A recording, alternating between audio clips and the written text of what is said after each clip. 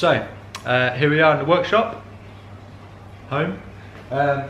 Today I'm going to be taking the cams out and replacing the hydraulic lifters because we believe that they're worn, and I think that's what causes the noise. I was thinking of starting up the engine and demonstrating the noise, the clattery head, but I decided that it would fill the workshop with fumes, and I'm not going to do it because I've got to work in here and I want to take off the cams now and just crack on with it. So yeah, hopefully get that done by the end of today. If not, I'll be back in the morning to finish it off.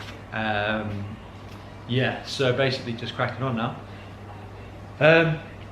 Hydraulic lifters, hard to explain what they are, but I guess fuck it. I'll explain when I show you once we've got the cams out.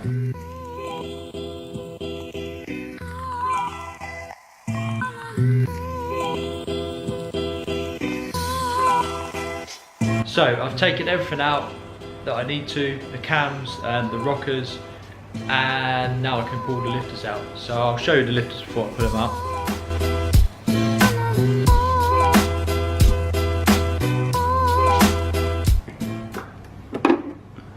So the lifters are these things here.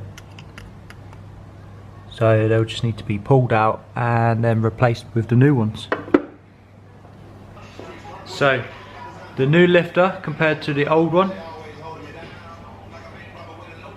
The new ones, I don't know if they're pre-bled, so I'm gonna bleed them up using this clear pot and some fresh Fuchs engine oil, just as a precaution really.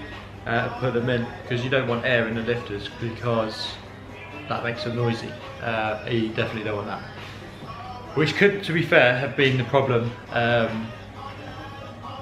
with mine, but I don't really know. So I took a chance, and as a precaution bought brand new ones, and here they are. So yeah, anyway, I'm going to bleed them up and stick them in.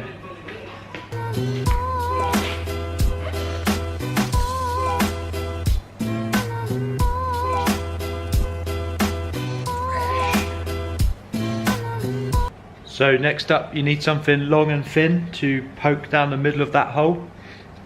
I did think about asking Stuart Egdale, but he said he was busy. So I'm going to use an Allen key instead. This is probably going to get messy, but basically you push that down with the Allen key, and it should bleed out, hopefully.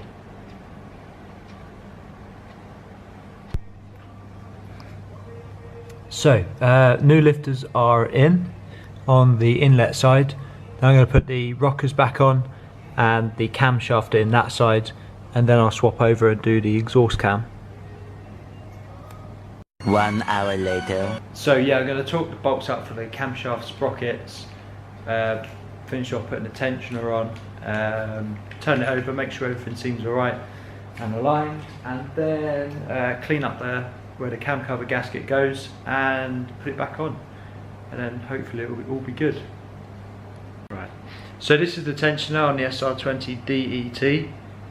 When you take it off, it's kind of like spring loaded, so the only way to get the tensioning bit back in is to release the locking mechanism there and wind it back in a vise.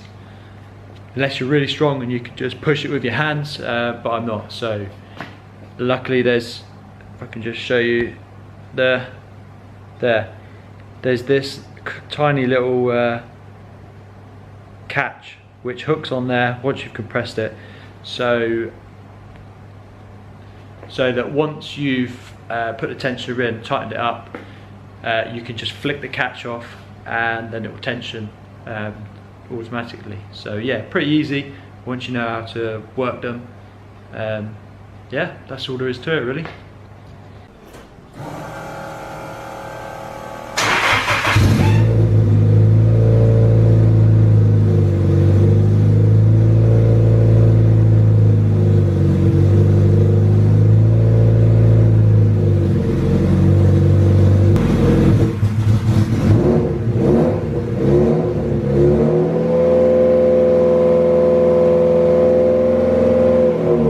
So, all finished up here with the hydraulic lifters. They're all in, done, time is checked, everything's back on and it's running, as you've just heard. Half of the exhaust is missing, that's why it's a bit louder, shall we say, than normal. But yeah, that's it. That is done for today. So tomorrow I'm gonna give the car an oil and filter change. I'm saving the spark plugs for dyno day. I'll swap them out on the day. I'll also give the car a wash tomorrow and probably check over everything to make sure it's ready. And hopefully I'll make a start on the rear crash bar. It needs doing. I need to start using the tube bender because I've not used it yet. I know, it's mad.